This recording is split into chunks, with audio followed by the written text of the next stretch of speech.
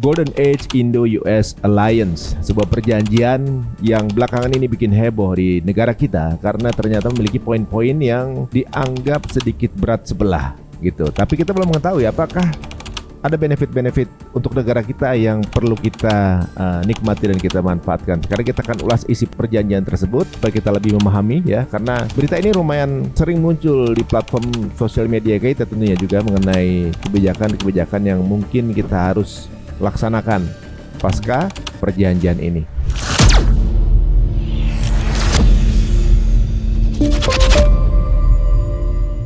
Kita sudah bersama Bang Ferry Amsari. Assalamualaikum warahmatullahi wabarakatuh. Waalaikumsalam warahmatullahi wabarakatuh. Puasa Bang? Puasa alhamdulillah. Nah, pasti mengamati lah. Bang Ferry nggak mungkin luput ya sama yang begini-begini. Aduh. Pertama kali waktu dengar apa first impression Bang Ferry? Saya melihat Indonesia itu lari dari tujuan dia membentuk negara. Gimana tuh? Salah satu tujuan kita membentuk negara ini adalah meninggikan harkat azazi orang. Ya. Nah, itu yang tidak terlihat dari perjanjian kerjasama ini. Karena kan perjanjian kerjasama ini diikuti dengan perjanjian komitmen lain di Board of Peace, gitu ya. Yeah. Nah, padahal kita tahu cara pandang ibu dan bapak bangsa kita beda soal negara-negara terjajah ya. Yeah. Kita harus melepaskan diri dari segala penjajahan di muka bumi, gitu ya. Sesuai Undang-Undang Dasar. Nah, ya prinsipnya ada di Undang-Undang Dasar. Dan itu isi kepala para founding fathers and mothers kita. Nah, ini tidak terlihat satupun nilai-nilai itu di dalam kesepakatan ini. Tadi Mas Ari membuka dengan satu catatan penting. Apa sih keuntungannya, benefitnya apa? Di dalam membangun kesepakatan internasional ini tidak bicara soal benefitnya Indonesia saja, tapi apa juga dampaknya bagi orang lain. Kalau dampaknya itu merugikan warga di Palestina, di Gaza terutama, bagi saya itu bukan lagi bicara benefit Indonesia, tapi Indonesia telah merusak bagian dari proses itu. Ya, menghancurkan hak-hak warga negara yang ada di Gaza dan di Palestina. Ya. Ini nyambung dari BOP emang perjanjian ini. Jadi semua orang menyadari bahwa perjanjian tarif dagang ini bagian dari komitmen Indonesia untuk masuk ke BOP. Jadi untuk masuk BOP itu bagian yang tidak bisa dipisahkan dari apa yang sedang diperjanjikan dalam tarif dagang nih, art itu ya. Oh, jadi selain harus ada, kita dengar ada 17 triliun itu kalau nggak salah ya. Ya. Ada juga ini gitu. Ya, teman-teman. Satu paket. Ya, teman-teman Tempo kan mengulas itu ya, bahwa kenapa Indonesia kok melanggar komitmen ibu dan bapak bangsanya soal Palestina gitu ya. Nah, bujuk rayu yang kita dengar adalah soal komitmen tarif dagang itu, agar Indonesia akan mendapatkan kemudahan yang lebih besar di tarif dagang dan komitmen bisnisnya akan jauh lebih besar. Indonesia akan menandatangani banyak hal ya untuk kepentingan bisnis Amerika di sini. Dan Indonesia tentu sebagian pembisnisnya juga akan mendapatkan keuntungan dari relasi bisnis itu dengan Amerika. Jadi bagi saya Indonesia jauh dari komitmen itu. Belum lagi bicara soal isinya. Catatan teman-teman di Integrity Law Firm ya, kantornya Prof. Denny Indrayana, perjanjian ini betul-betul tidak berimbang. Kenapa tidak berimbang? Ya, kewajiban di Indonesia kebanyakan dibandingkan kewajiban Amerikanya. Ada setidak-tidaknya kata wajib bagi Indonesia itu melakukan segala bentuk perjanjian itu 214 kata wajib. Ya, Indonesia wajib, Indonesia shall ya, harus begitu ya. Nah, sementara Amerika sendiri hanya 9 kata. Jadi sudah tidak berimbangnya kelewatan. Coba gitu ya. 9 apa sih 9? Ya, komitmen Indonesia untuk kemudian terlibat dalam tarif dagang itu wajib begini, wajib mematuhi, wajib tidak memeriksa produk halal dan segala macamnya, itu bagian dari kata harus itu ya. Nah, itu kan jadi tidak berimbang dengan kewajiban Amerika begitu ya. Nah, bagi kita ini mestinya Mas Ari juga akan membedah ini dari perspektif teman-teman hukum internasional dan politik internasional. Kalau ini di balik layarnya apa, teman-teman itu pasti jauh lebih jago itu untuk menjelaskan. Nah, saya lebih menggunakan pendekatan konstitusionalnya, apa yang jadi kewajiban presiden dalam melakukan perjanjian internasional. Ya. Nah, itu yang saya tidak melihat dari presiden ya, ada upaya meninggikan marwah Indonesia dalam perjanjian ini. Tapi kan pasti ketika perjanjian ini sudah ada diskusi sebelumnya dengan DPR lah pasti. Jadi Mas Ari, berdasarkan Undang-Undang 24 tahun 2000 tentang perjanjian internasional, setiap perjanjian internasional itu ada proses tahapannya. Tahapan pertama penjajakan. Ya. Di konteks ini banyak media dan bahkan beberapa pendapat dari diplomat Indonesia tidak pernah dilakukan penjajakan, baik di isu Board of Peace maupun yang lainnya terkait dagang ini ya. Kalau saja di tingkat awal dalam membuat perjanjian itu tidak dilakukan penjajakan, artinya proses dari awalnya memang sudah tidak dipersiapkan dengan matang. Nah, ada dugaan memang dari laporan media bahwa presiden hanya membicarakan ini di lingkaran intinya saja, tidak sampai ke ruang yang lain. Nah, padahal ada kewajiban di pasal 9, 10, 11 di undang-undang yang sama, bahwa presiden untuk urusan perjanjian yang berkaitan dengan perang, hak asasi manusia, perdamaian dan lain-lain, itu wajib minta persetujuan DPR. Jadi pengesahannya tidak bisa dinyatakan presiden sendiri. Di luar ketentuan pasal 10 Undang-Undang Perjanjian Internasional, memang presiden dibolehkan membuat perjanjian melalui keputusannya sendiri, keputusan presiden. Tapi ini kan tidak berdiri sendiri, berkaitan dengan keuangan harus persetujuan DPR, berkaitan dengan teritorial harus persetujuan DPR, berkaitan dengan hak asasi manusia juga persetujuan DPR. Saya kasih contoh berkaitan dengan hak asasi manusia. Kalau ada produk non halal masuk Indonesia, warga negaranya tidak bisa membedakan halal atau tidak, itu melanggar hak mereka sebagai penganut agama untuk mengetahui produk itu halal atau tidak. Atau mereka potensial menggunakan produk-produk yang tidak halal. Misalnya istri Mas Ari beli lipstik, susah membedakan halal atau tidaknya. Tapi karena percaya negara ini negara mayoritas muslim, tentu melindungi konsumennya, tiba-tiba pakai, ternyata produk Amerika non halal rupanya. Nah, ada hak asasi yang terlanggar di dalam sifat itu. Harusnya berdasarkan ketentuan pasal 10 ini, DPR harus terlibat dalam persetujuan internasional ini. Kali ini belum? Belum. Jadi ada dua mekanisme untuk persetujuan DPR ya. Sebelum berangkat sudah terjadi kesepakatan dengan DPR, atau setelah pulang itu bergantung betul tuh teman-teman ahli diplomasi paling mengerti. Tapi sederhananya untuk ketentuan di dalam undang-undang, presiden tidak melakukan upaya persetujuan DPR untuk melakukan perjanjian ini. Padahal sebenarnya mudah bagi presiden. Koalisinya koalisi tunggal mutlak begitu ya. Jadi mudah bagi presiden untuk mengendalikan persetujuan DPR, tapi presiden tidak melakukan itu.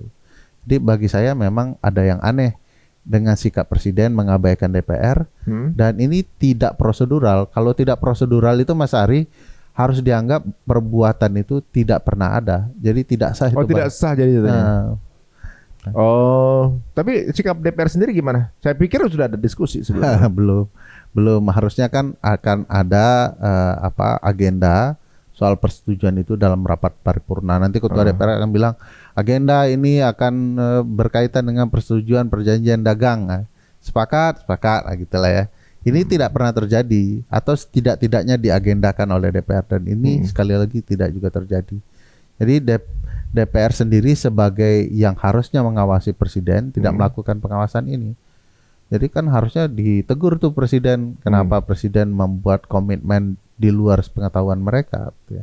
Tapi kalau ini kan dari sisi Indonesia berarti sebenarnya perjanjian ini masih debatable, atau juga mungkin boleh dianggap juga belum sepenuhnya sah gitu ibaratnya kan, karena belum ada restu dari DPR gitu. Kalau ternyata tidak ada bantahan dari DPR, soal tidak ada persetujuan atau sudah ada persetujuan, bagi saya ya pasti tidak sah karena prosedurnya bermasalah. Jadi dalam ketentuan undang-undang kita itu langkah apapun oleh badan atau pejabat administrasi negara termasuk presiden harus tidak boleh melanggar 3 hal. 1, yang bukan wewenangnya. Kedua, mencampur adukkan wewenang, dan ketiga, sewenang-wenang. Nah, kalau ternyata presiden dalam menjalankan wewenangnya itu harus meminta persetujuan DPR, berarti dia melampaui wewenangnya atau setidak-tidaknya mencampur adukkan wewenang. Jadi dia maksa melaksanakan itu tanpa proses yang benar. Nah, itu terlarang di dalam ketentuan kita. Nah, tapi kalau misalnya nih memang ternyata seperti itu, ada sanksi atau enggak gitu, atau juga mungkin apa gitu kalau kan setiap peraturan kan pasti ada. Ya harus ada sanksi lah. Setidak-tidaknya DPR memberikan kritiknya kepada presiden agar kan konsepnya perimbangan kekuasaan, Mas Ari. Ya. Dia nggak absolut kan? Tidak absolut, tidak boleh eksekutif tuh overruling ya semua dia ini. Harus ada titik penyeimbangnya yang namanya legislatif, lembaga yang melakukan fungsi pengawasan. Jadi harus ditegur tuh presidennya, Pak Presiden, Anda salah, atau minimal kalau takut sama presidennya kan manggil diplomatnya. Kenapa ini bisa terjadi gitu ya? Nah, ini yang menurut saya cacat administratif yang membuat proses itu bermasalah. Jadi ibaratnya kalau ya entah nanti keputusannya DPR setuju atau tidak, minimal ada teguran kekeliruan secara birokrasi atau proses pengambilan keputusan, kan itu perlu dikritik juga kan. Jadi fungsinya legislatif ada gitu kan. Iya, bahkan lebih jauh Mas Ari, ya bisa dibatalkan proses perjanjian itu karena tidak taat prosedur. Atau diulang kalau dia mau digolkan gitu. Kalau dia niat betul ya bisa diulang kan. Tapi harus dianggap ini tidak sah dulu. Itu kan dari sisi Indonesia. Kayak tadi Bang Ferry bilang overruling, itu kan overruling yang dijalankan Trump ini kayak overruling sebenarnya kan terhadap dunia ya, dunia ya. Semua dunia mau diatur. Iya, mau diatur. Nah, kalau menurut pandangan dari sisi kesahan atau tidak secara prosedural, secara internal Indonesia mungkin tidak sah. Bagaimana pandangan dari sisi Amerika sendiri? Ya, nanti kita bilang nggak sah, mereka udah sah nih. Ya. Jadi tetap jalanin. Di sana nggak sah juga nggak gitu? Ya, kalau sebelum sampai ke bilang situasi Amerika, dalam konteks umum perjanjian itu kan perikatan terhadap dua belah pihak atau lebih. Ya. Kalau salah satu pihak itu sudah dianggap tidak sah, ya berarti perjanjian ini bermasalah kan gitu ya. Oh gitu. Nah, dalam konteks Amerika sendiri memang ada masalah juga. Sehari setelah Indonesia menandatangani kesepakatan itu, keluar putusan Mahkamah Agung Amerika yang melarang Donald Trump untuk menetapkan tarif dagang. Pertimbangan peradilan Amerika itu bukan wewenang Presiden Donald Trump untuk mengendalikan banyak hal yang bahkan menimbulkan kehebohan tersendiri kan. Nah, Mahkamah Agung Amerika saja sudah melarang Donald Trump untuk membuat tarif dagang. Kenapa Indonesia kemudian berkomitmen? Artinya perjanjian itu sama sekali tidak sah, baik secara prosedur di Indonesia bermasalah, secara hukum di Amerika juga bermasalah karena sudah keluar putusan Mahkamah Agung Amerika. Jadi sudah bisa dipastikan perjanjian ini tidak sah begitu ya. Di dua belah pihak. Di dua belah pihak. Satu pihak saja secara hukumnya sudah tidak sah. Perjanjian itu mestinya tidak sah, kan mengikat dua belah pihak. Ternyata dia tidak inkompeten ya untuk membuat perjanjian, ya pasti bermasalah. Memang agak unik ya, Pak Donald ini agak unik memang. Presiden Mas Ari juga unik. Itu Bang Ferry yang ngomong. Jadi, uniknya begini ya, ketika dapat dukungan PBB dia bikin BOP kan. Ya pokoknya dia bisa lah dia mengatur sendiri ya. Iya gitu, ada bikin peraturan. Ini ngeri-ngeri sedap nih ngobrol.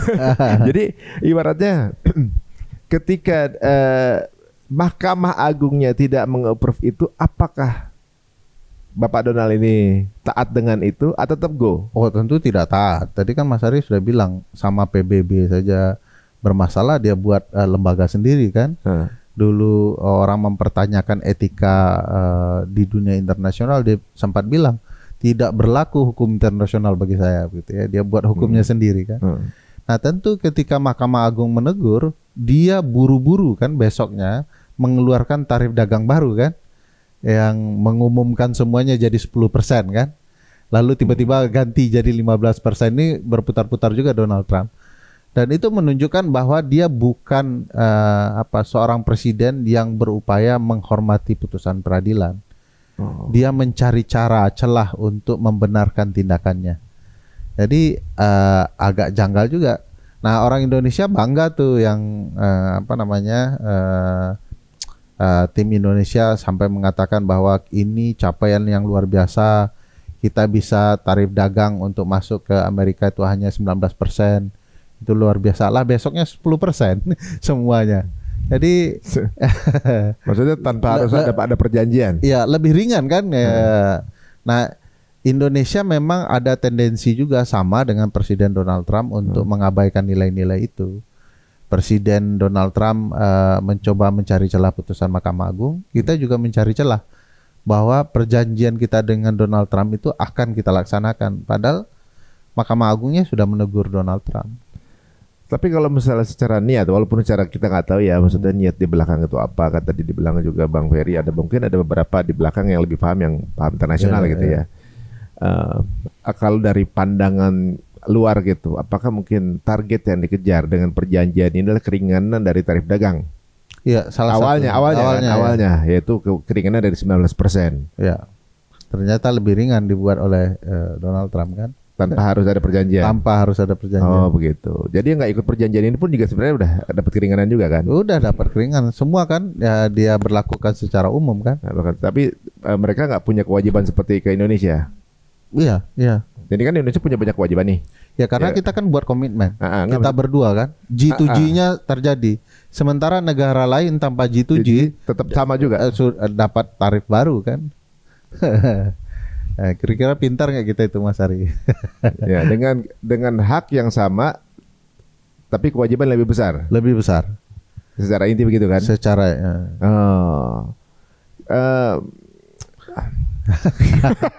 Saya tuh mau ngomong, kayaknya memang di pihak Bang Ferry enakan yang ngomongnya gitu. Ya tentu itu sangat merugikan kita. Ya. Kita sudah keluar biaya, diplomasi, ada kewajiban baru. Tiba-tiba tarif dagangnya segitu. Tiba-tiba Indonesia harus ikut BOP, harus terlibat, disanjung-sanjung untuk kemudian negosiasi tarif dagang ini menjadi lebih baik. Nah, faktanya kita rugi dalam banyak hal. Rugi dalam isu perdamaian, rugi sendiri dalam isu perdagangan. Tapi ketika semua hak yang diterima negara lain tanpa ada kewajiban ini, dan kewajiban ini yang harus jalan ke Indonesia, ditambah kita harus bayar yang keanggotaan. Nah, itu tetap jadi ada nggak tuh? Itu salah satu yang paling membingungkan juga kalau bicara soal keanggotaan BOP.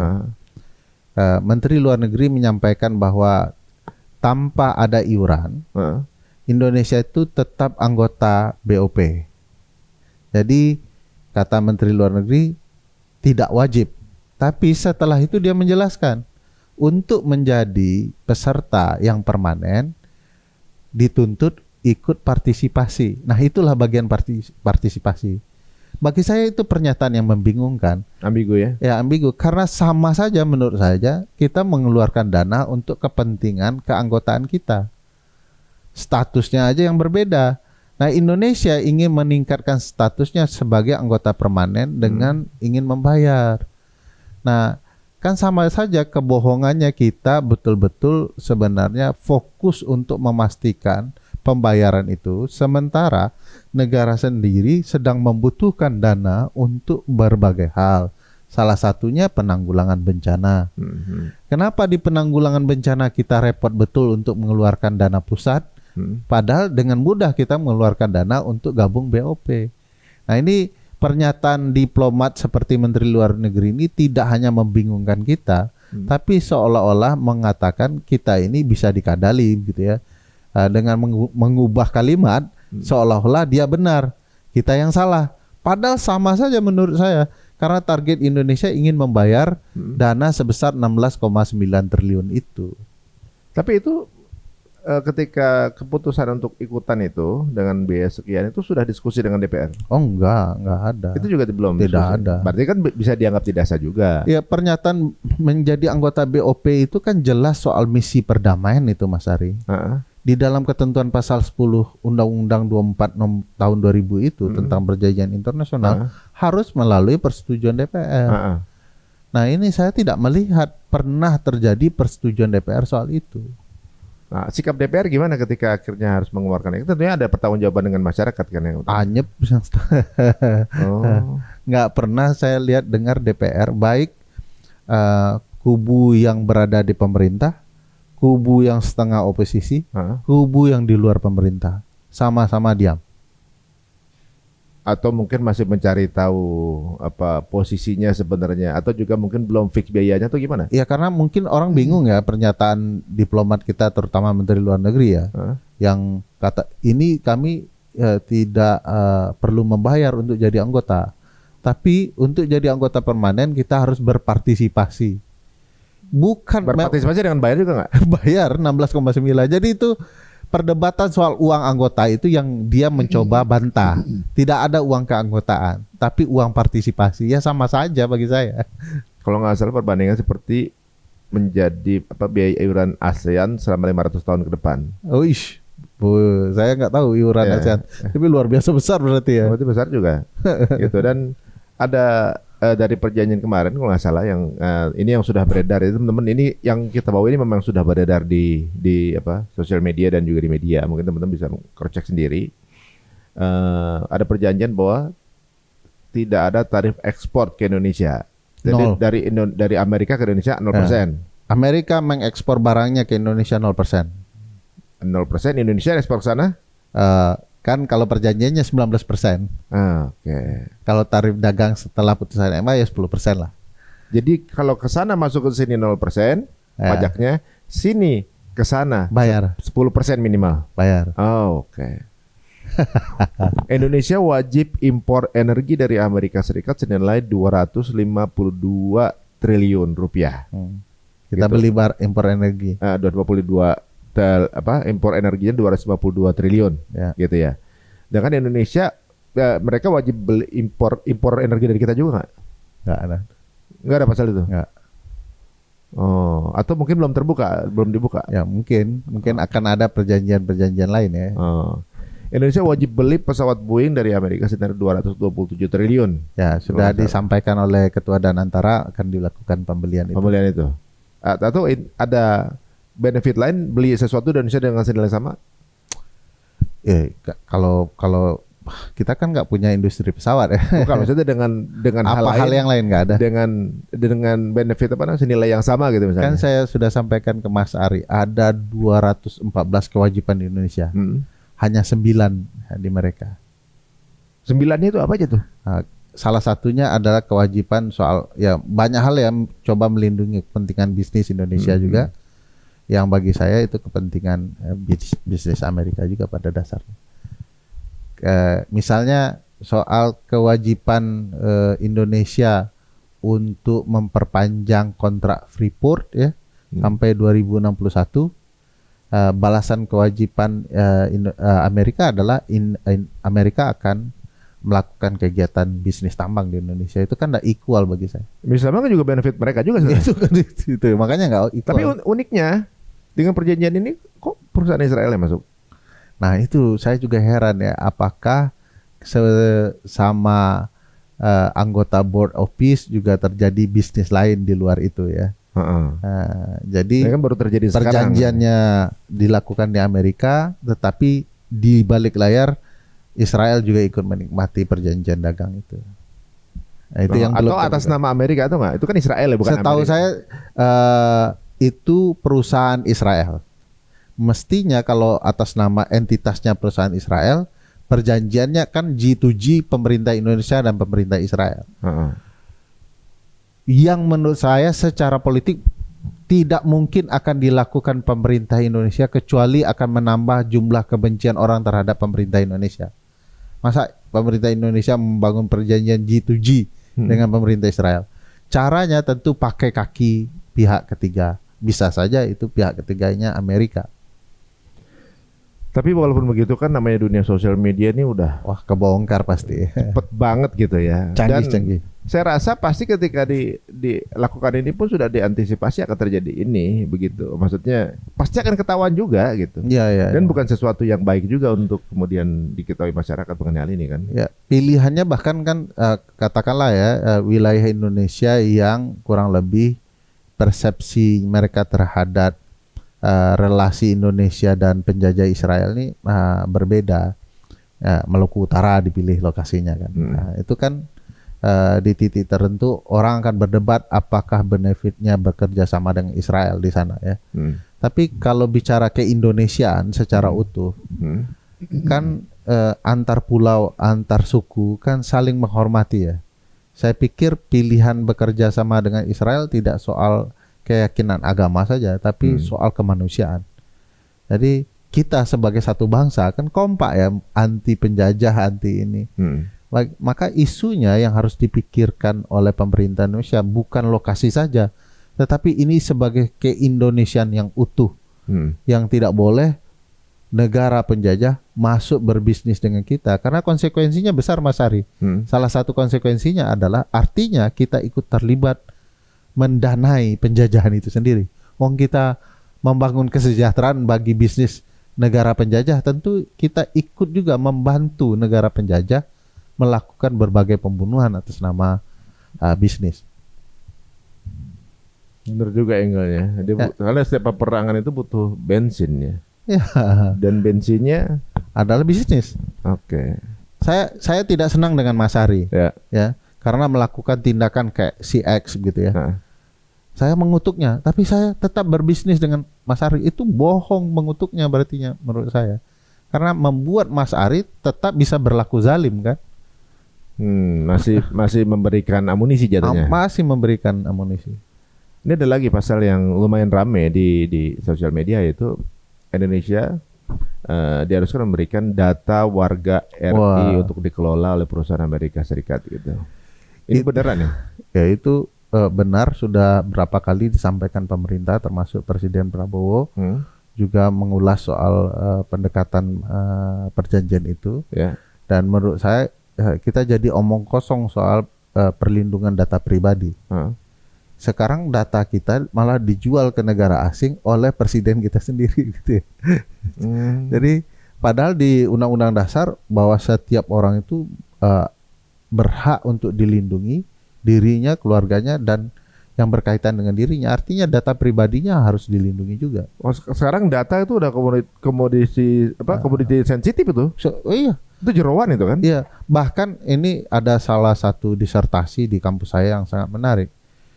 Secara hukum dan etika bisnis tidak boleh data pribadi yang dimiliki apps A dipindahkan, diperdagangkan kepada apps B. Benar. Sebab konsumen memberikan data pribadinya ke apps A dengan kesadaran, ada kesepakatan.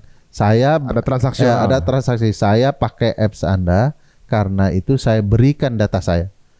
Nah, kalau kemudian apps A menjualnya ke apps B untuk dapat keuntungan tanpa sepengetahuan konsumen, itu pelanggaran data pribadi. Itu saja jadi masalah secara hukum di Indonesia. Nah, sekarang itu malah dijual ke negara lain. Ya, orang akan lihat data konsumen, perilaku konsumen, tabiat konsumen, dan itu tanpa sepengetahuan konsumen nggak bagus loh. Kita akan didorong ke melakukan perbuatan yang mungkin kita tidak sukai tanpa kita sadari. Kan data itu kan bisa membaca algoritma tertentu ya. Tabiat saya misalnya dalam berkonsumsi, saya suka beli sepatu Keds, akan tahu. Nah, konsumen akan dijebak oleh perilaku bisnis. Oh, semua tayangan di HP saya itu iklan-iklan sepatu Keds semua. Yang membuat saya akhirnya membeli tanpa kesadaran saya karena permainan itu. Nah, bagaimana kalau soal hal yang lain, data pribadi itu? Soal keamanan lah, soal banyak hal gitu ya. Nah, bagi saya itu nggak sehat. Presiden sepertinya meremehkan hak warga negaranya dengan memperdagangkan data itu. Ini kalau nggak salah baru 5 poin ya atau 4 poin yang saya utarakan ini, tapi ini ada 200-an poin. 14. 14 poin ya. Iya. Tapi masa nggak jadi diskusi di DPR sih atau bagaimana? Maksudnya yang untuk kemudian ini kan untuk kebaikan kita bersama gitu ya. Jadi diskusi yang dibuka untuk publik, kemudian publik juga bisa menyuarakan atau juga mungkin keresahannya seperti apa. Ini kan yang kita lakukan ini bukan berarti kita membenci pemerintahan, bukan. Tapi justru kita sayang dengan Indonesia. Iya, betul. Justru kita mengkritisi beberapa kebijakan yang mungkin bisa lebih baik kali keputusannya kan gitu. Ya. Nah kadang-kadang memberikan masukan akan dibawa ke ranah yang berbeda kan gitu ya. Betul. Tapi memang nggak ada wacana untuk diskusi seperti isi poin-poin ini. Jadi yang diskusi malah sosial media nih. Ya, malah publiknya kan. Nah harusnya lembaga representatif karena itu perwakilan publik kan mempertanyakan kepada presiden. Memang secara kewenangan presiden punya ruang untuk membangun relasi luar negeri. Yeah. Presiden tuh eksekutif, legislatif, yudikatif, pertahanan, keamanan dan hubungan luar negeri. Itu kewenangan, lingkup kewenangan presiden. Yeah. Karena dia punya kewenangan untuk menjalin relasi hubungan luar negeri, tentu relasi itu bisa dalam berbagai bentuk. Salah satunya dengan membangun perjanjian. Tapi untuk membatasi agar presiden tidak melampaui batas kewenangannya yang dapat merugikan warga negara, padahal dia sudah berkomitmen dengan negara asing ya. Begitu pulang ada perjanjian. Dan perjanjian itu sebagai bentuk pacta sum servanda istilahnya, perjanjian itu mengikat pihak-pihak. Maka dengan sendirinya ketika kepala negara, kepala pemerintahan kita berjanji dengan kepala negara dan kepala pemerintahan lain, maka perjanjian itu mengikat dua negara ini. Kan kepala negara, kepala pemerintah. Nah, begitu dibawa ternyata itu merugikan warga negara.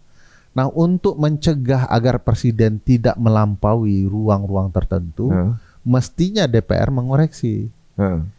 Nah, bagaimana bisa DPR mengoreksi? Ternyata presidennya adalah ketua umum partai yang paling berkuasa di DPR, quote and quote ya, sebagai pimpinan koalisi ya, dan mereka punya komitmen jangka panjang hingga 2029 dalam barisan koalisi ini.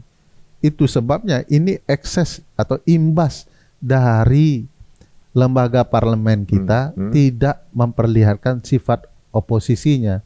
Semua mau diambil dalam koalisi pemerintah, sehingga tidak ada orang yang mewakili sebagai pembanding langkah-langkah pemerintah. Nah, kalau Mas Ari bertanya sisi ideal, masa sih nggak ada perwakilan kita yang bicara? Faktanya tidak ada. Jadi padahal harusnya ada. Jadi fungsi penyeimbangnya nggak ada dong? Nggak ada, Kemarin ada masalah Agustus dilantik lagi jadi pimpinan kan. Jadi ini kan bicara etika. Kalau sudah nir etika, nggak ada keadapan ketatanegaraan, hukum kita betul-betul dijalankan sebagaimana mestinya.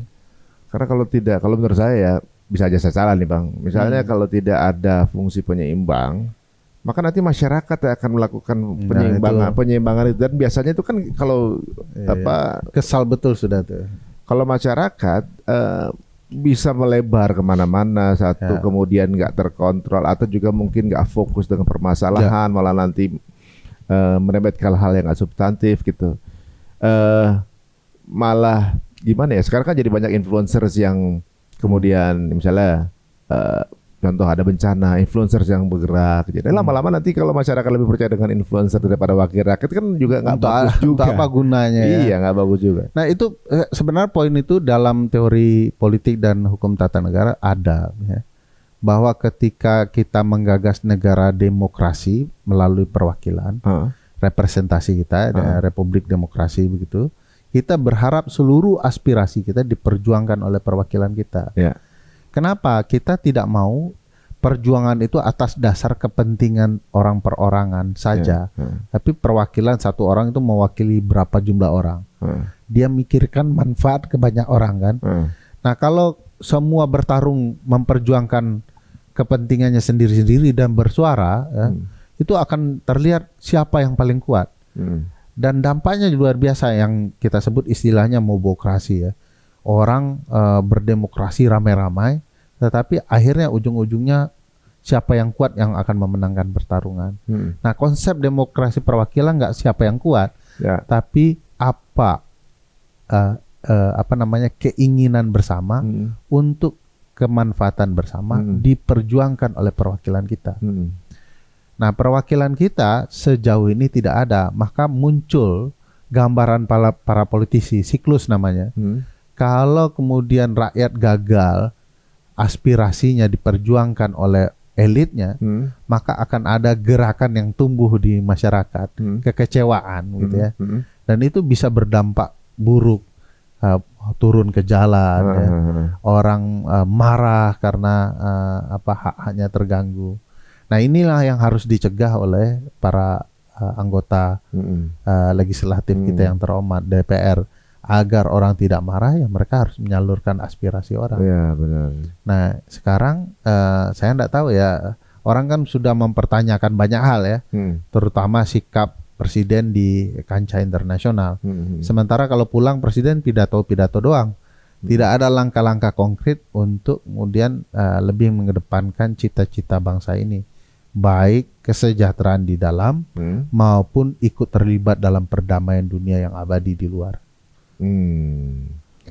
Tapi ada sisi poin menarik yang tadi Bang Ferry ceritakan, bahwa di perjanjian ini ternyata masih bisa masih ada peluang-peluang untuk nggak dijalankan kan, dikarenakan memang nggak sesuai prosedural di sini dan di sana begitu. Ya, betul. Jadi, saya imajinasikan sebagian orang yang paham hukum mulai memikirkan untuk menggugat ya langkah-langkah pemerintah di luar negeri di pengadilan supaya juga fair, terlihat apa sesungguhnya yang sedang terjadi. Jadi itu kesempatan baik juga untuk pemerintah untuk membela dirinya di ruang pengadilan, bahwa yang ditudingkan masyarakat baik penggugat maupun publik luas itu tidak benar. Ini fakta-faktanya kan, bisa jadi Mas Ari kita khilaf kan. Tapi kalau publik benar, mestinya peradilan akan memperbaiki seluruh langkah-langkah yang salah dari pemerintah. Ya, maka tadi kan saya tanya Bang Ferry, pasalnya apa aja Bang yang 9, pasal siapa tahu kita ada yang keliru, keliru kan. Soalnya kalau dari pembicaraan kita, apalagi ada 200-an tadi, seperti menggambarkan dari sisi bargaining power, kita kayak kalah bargaining power nih kayaknya. Iya, kita kayak membutuhkan Amerika betul gitu ya, padahal kita negara kaya, banyak mitra lain. Kemarin gabung ke BRICS ya, berbeda kiblatnya dengan Amerika, tapi kok malah kayak lebih Amerika, padahal ada teman-temannya di BRICS kan. Harusnya kan kerjasama dengan Brazil, dengan Cina, dengan yang lain gitu ya, dengan Rusia gitu ya. Nah, ini India atau yang mana? Ini kenapa harus sangat Amerika? Ada, ya ini sebuah pendapat ya, mungkin bisa aja salah. Apa yang dilakukan oleh Amerika terhadap Presiden Venezuela menakutkan para pemimpin negara lain gitu. Mungkin. Menarik kan? Mungkin ancamannya akan diberikan ke Indonesia. Tapi kan Indonesia bukan negara penakut juga. Indonesia kan harus punya marwah di kancah internasional. Kita bukan berarti nantangin Amerika ya. Kita juga nggak cari masalah. Iya, dia negara superpower, iya. Tapi kan nggak harus segitunya buat perjanjian. Harus ada yang betul-betul menguntungkan kita, penghormatan terhadap kita.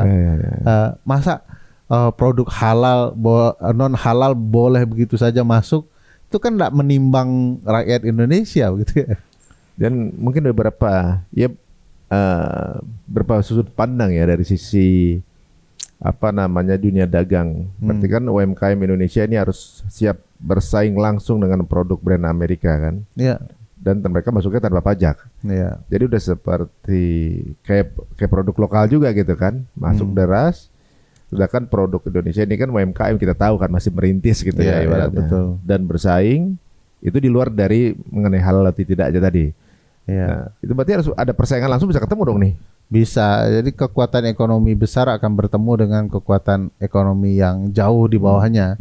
Dan kalau persaingan itu tidak sehat, ya sudah pasti akan merugikan teman-teman UMKM ya. Nah, di titik tertentu memang UMKM membutuhkan tidak sekedar suara netizen ya. Netizen marah dengan presiden lalu mempertanyakan perjanjian. Netizen juga harus memikirkan langkah solutif untuk itu. Misalnya akan hanya membeli produk UMKM Indonesia sampai kemudian komitmen Indonesia terhadap Palestina, Gaza dan perjanjian dagang diperbaiki, kan bisa.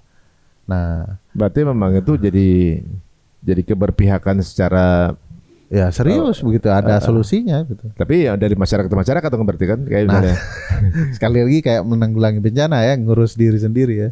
jadi oke, kalau gitu supaya produk Amerika nggak laku, kita hanya beli produk dalam negeri kan begitu, seperti kan kayak statement Hekel kalau nggak salah bilang, ya udah kalau gitu kita mencintai produk dalam negeri, kita beri produk Indonesia aja, kan gitu. Nah, itu kan berarti sebuah campaign jatuhnya ya, bukan sebuah kebijakan, sebuah campaign. Dan betul, publik luas butuh tidak sekedar solusinya berangkat dari publik sendiri. Pemerintah juga support dari kebijakannya. Jadi kalau pesaingnya kecil, tidak disupport oleh negara, ya ditelan sama kekuatan besar gitu ya. Benar itu. Seperti hal di Cina kan, produk-produk UMKM-nya gitu negara hadir. Kalau mereka dapat PO besar, negara meminjamkan mesin misalnya, yang dibayar dari keuntungan itu gitu kan, dicicil gitu misalnya. Jadi negara hadir dengan proyek-proyeknya para UMKM ini, akhirnya mereka bisa bertumbuh gitu. Nah, memang kehadiran negara ditunggu juga sih untuk kemudian ini bersaing sesama UMKM aja udah ngos-ngos kan mereka kan. Udah capek. Apalagi yang ketika datang produk yang udah ya kita tahu ya mungkin pasti lebih bagus lah secara quality gitu misalnya. Nah, jadi untuk memenangkan di pasar harus ada keberpihakan jatuhnya jadi malah gitu. Selain membeli produk dalam negeri juga utamakan produk yang ada sertifikat halalnya. Ya, kan gitu kan. Itu poin pentingnya. Nah, tapi kemudian nanti Amerika halalin semua gitu. Ya itu kita nggak punya keseriusan untuk cek and recheck barang luar ya. Nah lagi nih Bang mengenai data nih. Tadi lupa nanyain. Data itu sekarang data itu jadi mining juga sekarang. Jadi ada yang menggalinya ya. Udah jadi komoditi ekonomi juga sekarang nih. Oh iya. Karena data itu tidak hanya sekedar tabiat konsumen yang bisa dibaca dan dipetakan. Itu juga kepentingan politik kan. Saya dulu pernah bercerita, dari data orang bisa tahu bagaimana mempengaruhi pemilih. Misalnya dulu di kasus Cambridge Analytica, data yang diambil oleh Cambridge Analytica itu adalah data Facebook. Jadi bisa diketahui tabiat politik orang. Sehingga orang bisa mengatur bagaimana memenangkan pertarungan politik. Di daerah ini seperti ini, daerah A yang lain beda lagi. Nah begitu juga data konsumen, itu isi datanya bisa diolah seperti apapun. Kalau dia punya kecanggihan memahami peruntukan data, itu data bisa tidak sekedar bicara soal politik, soal ekonomi, juga kemudian bisa mempengaruhi orang dalam banyak hal gitu ya. Kalau data itu bisa mengetahui orang lebih punya kecenderungan beli buku online di toko ini, itu bisa orang membangun konsep kompetisinya sendiri. Dari data itu bisa juga diketahui orang punya tabiat. Kalau di daerah kampung saya orang anti penyerobotan lahan karena sudah ada hukum adatnya. Tapi di daerah itu semakin kecil anak mudanya ya. Jadi bagi pebisnis akan dikatakan serobot aja lahannya, nggak akan ada juga yang protes lahan karena anak mudanya sudah sedikit ya. Jadi data itu bisa untuk banyak hal Mas Ari. Nah pertanyaannya, Mas Ari tahu nggak data apa saja yang dijual? Saya sampai hari ini nggak tahu. Bagaimana kalau data banyak hal, misalnya penyakit saya, sehingga dari penyakit itu orang Amerika pebisnis akan bilang jual obat ini ke Indonesia, kita akan untung karena penyakit banyaknya begini. Pemerintah kita tidak lagi bicara bagaimana menyehatkan orang, tapi menjadi konsumen obat orang gitu. Jadi seperti salah satu ada platform sosial media yang warnanya hitam. Dia membaca algoritma konsumen di Indonesia, kemudian mengekspor itu produk tersebut dari Cina sesuai dengan yang banyak jadi para kayak pengusaha lokal itu kan bersaing dengan barang-barang Cina kan. Ya, ya. Dan cara masuknya itu dibaca dari algoritma dari situ gitu. Tiba-tiba ada barang, misalnya ada hijab saja nih misalnya. Persaingannya langsung dari sana juga gitu kan. Gue yang disuka itu, tiba-tiba ada hijab yang bagus dan lebih murah. Iya, iya. Skincare begitu juga. Ada yang bagus dan lebih murah. Batik kan? Batik gitu.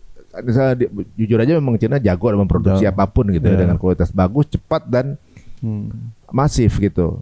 Nah, untuk membaca pembelinya mereka ambil dari sosmed. Tapi kan itu data yang memang dikelola oleh sosmed itu sendiri kan. Ibaratnya memang ya mereka menyerahkan data ke sosmed. Dia kelola deh tuh datanya. Nah, kalau ini berarti data kita mau apa namanya? Kita pernah ada kesepakatan untuk ngasih atau enggak, kita pun terkasih gitu jadi. Iya. Ya, itu makanya kalau saya dengar kan data yang mau dijual itu salah satunya data perbankan. Oh. Nah, data yang lain saya nggak tahu itu. Kalau data perbankan misalnya ini bermasalah dengan satu orang, misalnya Bang Ferry, itu bisa dimatiin dong rekening. Oh, kalau sampai sana kayaknya pasti kita akan protes ke banknya kan.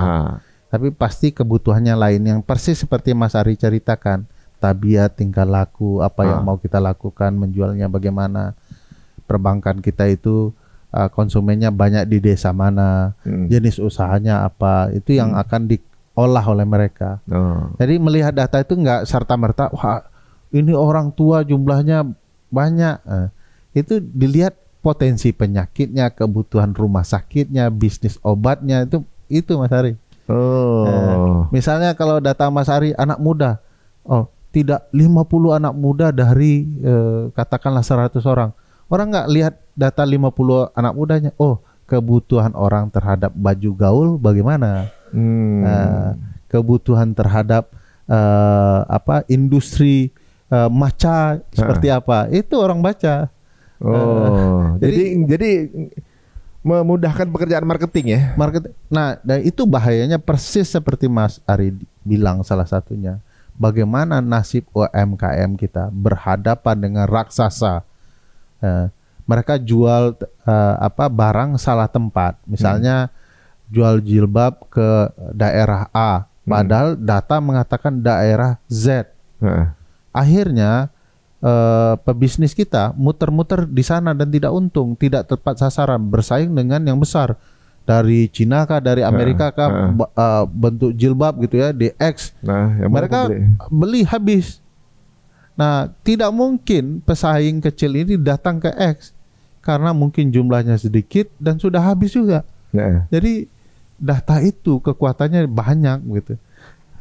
Pertanyaannya data apa yang dijual pemerintah, pemerintah kita apa isinya gitu ya.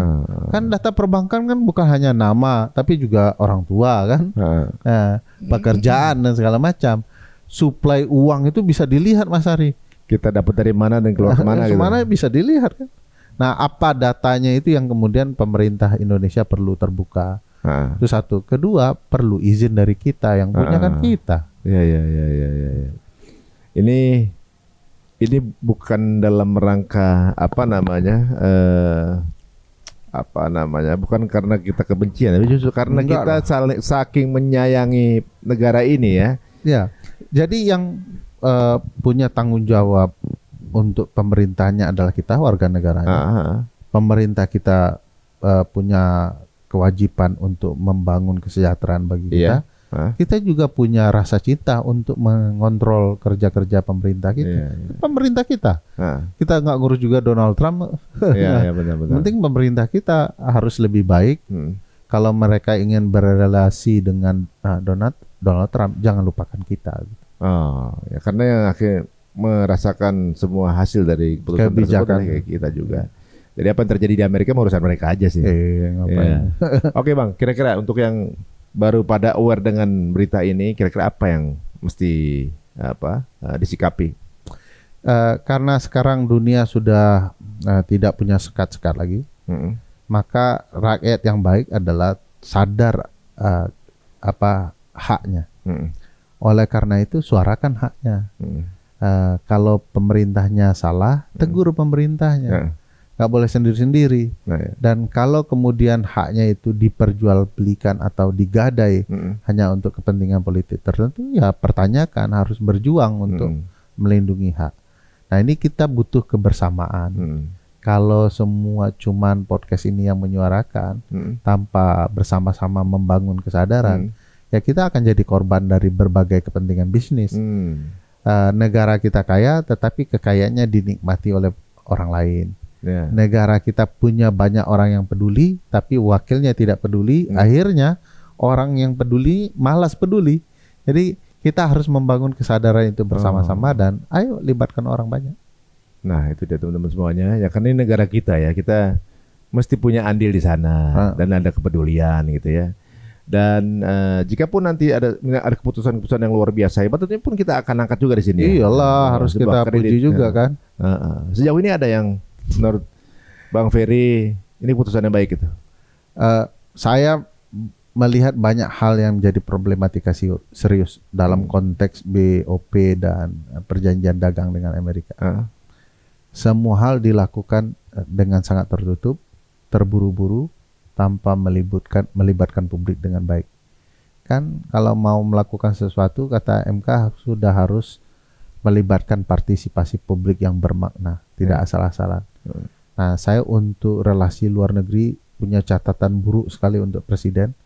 Presiden terlalu banyak ke luar negeri dan itu masalah serius, padahal keuangan kita semakin lama semakin butuh penghematan. Di titik lain kita disuruh berhemat padahal kunjungan presiden membazirkan banyak dana dan hasilnya tidak terlihat untuk kepentingan orang banyak. Jadi kalau untuk luar negeri saya punya bentuk catatan buruk. Di dalam negeri presiden sendiri punya masalah serius juga. Ternyata indeks persepsi korupsi kita itu anjlok 3 poin. Jadi jatuhnya luar biasa, yang mengindikasikan bahwa cerita soal pemberantasan korupsi yang digadang-gadangkan presiden omong kosong kan, omon-omon gitu ya, karena turun semua. Tidak ada perbaikan berarti dalam tata kelola pemerintahan yang baik, tidak ada perbaikan berarti dalam layanan publik, tidak ada perbaikan dalam proses penegakan hukum. Jadi berantakan semua menurut data Transparansi Internasional Indonesia. By data itu ya. Ya, salah satu penyebabnya apa, Mas Ari? Tidak hanya soal aparat bermasalah dan segala macam ya. Paling tinggi masalahnya adalah tidak adanya kepemimpinan yang baik. Nah, ini masalah bagi saya. Tapi di semua poin ini ada juga pasti yang ada kan. Contohnya presiden kan dicintai orang. Buktinya banyak programnya dinyatakan berhasil menurut data survei. Nah, ya minimal orang-orang survei lah menyukai Pak Presiden ya, karena datanya data survei. Kalau soal kebijakan saya belum lihat satu hal yang bermakna ya, yang bisa dikatakan sebagai sesuatu yang baik untuk dibicarakan. Nah, sekarang ini berarti ini jadi evaluasi ya. Siapa tahu kemudian dengan ada masukan seperti ini jadi dikejar untuk kemudian dinaikkan menjadi langkah-langkah ideal yang bisa kemudian manfaatnya bisa langsung dirasakan masyarakat, yang kemudian juga jadi nggak banyak kegaduhan terjadi di masyarakat. Betul. Terima kasih Bang Ferry ini waktunya nih. Sama-sama Mas Ali. Obrolan ngeri-ngeri sedap ya. Oleh tetangga ya. Sampai ketemu lagi teman-teman semuanya. Jika ada rasa menarik, mau silakan sebar link ini ke circle teman-teman semuanya ya. Kita sama-sama cintai Indonesia. Semoga Indonesia bisa menjadi lebih baik ke depannya untuk kita sama-sama. Assalamualaikum warahmatullahi wabarakatuh. Waalaikumsalam.